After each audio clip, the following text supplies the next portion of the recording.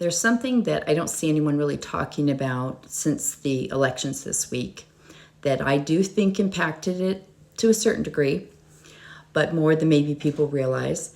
And that is what happened with CK leaving the planet in September. And we had so many people on here fear-mongering, saying like, oh my gosh, it's going to wake up MAGA. They're going to go out and vote in droves. This is to get them, steamrolling into midterms. And J.D. Vance was there on the podcast like the next day or right afterwards. And we had Erica doing all her weird stuff that she's still doing. And I mean, people were just so freaked out, and they saw like, there's so many people posting about it. That lets us know there's all these people here, and oh my God, it's the end. And then there was me and a few of my mutuals that are going, no, he's going to be a blip. This whole event, as tragic as it was, as traumatic as it was, because it wasn't pretty, it's going to be a blip. The Republicans need it to be bigger than it is. And, I know it impacted a lot of people. I know it really hurt a lot of people on the right. It brought up a lot of strong feelings. But what happened there, and the way that it happened, and the way that the right tried to use it and manipulate it, hurt them in these elections. It is going to hurt them in the midterms.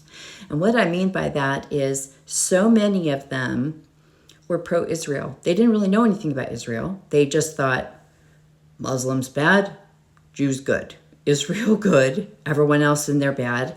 Or simply like, we go to church, we're told to support Israel. The scriptures say to support Israel no matter what, or you cannot be with God. And also that Jesus is going to be returning to Jerusalem. And that's part of why they follow Trump. So there was just this kind of like innocent following, like they didn't know any better. I was raised in the Mormon cult, and we were pro-Israel, period.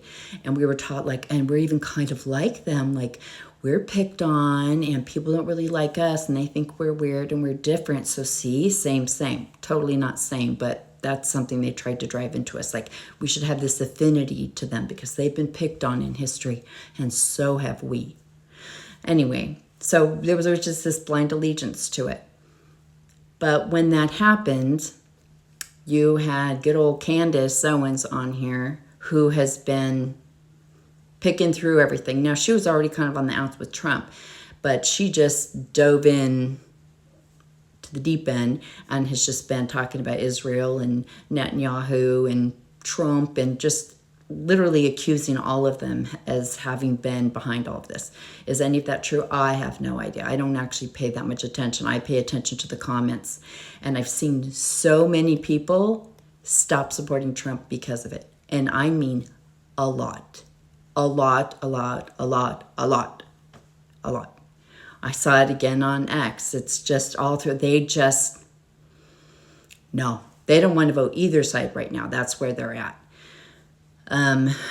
But just the rage towards Israel. And now anybody that posts that's conservative, that's pro-Israel, they put $7,000, 7,000 cha-ching. And that's because they think anybody that's on the right that is saying something pro-Israel must be working for Bibi. That's how much it's shaken the right over there. And I do believe that people did not go out and vote because of that on the right. Or they voted blue.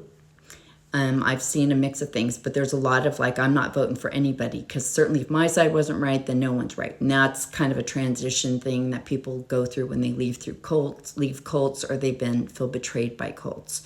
We also had people who were really rattled, which would surprise you, but the second that they came out and said, this was a left radical person, it was a radical leftist, within seconds or minutes of that having happened, that scared people, because whether you know it or not, a lot of them have this just, like you said, kind of like this innocent, naive belief that Trump is just good and he's here to help everybody and we're fighting it, but really he's trying to help us too. And it's just the radical left and the media that's trying to convince us that Trump is out to get us, but he loves everybody.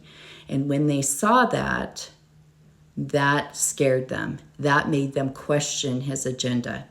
And again, if that surprises you, that's because you do not understand how isolated they are, how they see a completely different algorithm, how they live in a completely different reality. The problem is everyone thinks everyone else sees the same algorithm. Like lots of times I didn't even want to share about cult stuff because I saw Knitting Cult Lady on here. And I'm like, well, everyone knows about cults because everyone's seen Knitting Cult Lady. That's not true. If she's not in your algorithm, you probably aren't hearing about cults at all. So I realized, oh, I guess I need to talk about cults too. We talk about them different, but get to the same destination all the time. So yeah, you had a lot of people wake up from that. And then Erica still acting like Erica makes her look suspicious to them. They didn't like the rally, which was the funeral or the memorial, whatever it was. They did not like how Stephen Miller was talking. They did not like how Trump was like, I do not want to forgive my enemies. And Stephen Miller saying, you've awoken the dragon. And they're like, we're not a dragon, bro. Like, what are you talking about? He sounds like a Nazi. So really, people on the left think, oh, they know they're Nazis and they want to be Nazis. They know Trump is this and they want to be this. And I'm telling you, most of them live in a bubble and they do not believe or think any of that. They think Trump is trying to do good and trying to help us. And for the life of them, they cannot figure out why we are fighting it other than we've been indoctrinated to not want what's good for us. And we've been taken over by demonic beings and communists and whatever stuff they're going to make up that they've heard from the pulpit and from Fox News and their algorithm. So yeah, it wasn't what these fearmongers said it was going to be. And people not only voted how they were going to vote, I mean, like the left, it didn't change that. If anything, it made them vote more. But it made people on the right, some of them vote blue for the first time, or they simply stayed away from politics, which I expect them to do for quite a while. And those are people that if they're willing to have a conversation with you, please have one with them. Be gentle, be kind, help them learn to trust different news sources because that takes a while for their nervous system to trust that because they think those are brainwashing things. They think we're in the cult. But it is amazing how that one event broke things open in a way that you couldn't predict.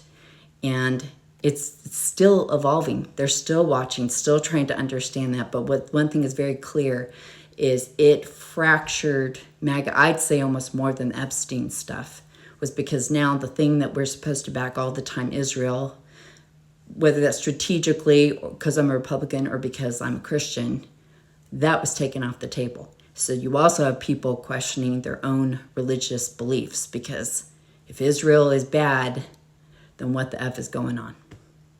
So yeah, CK leaving is a gift that keeps on giving.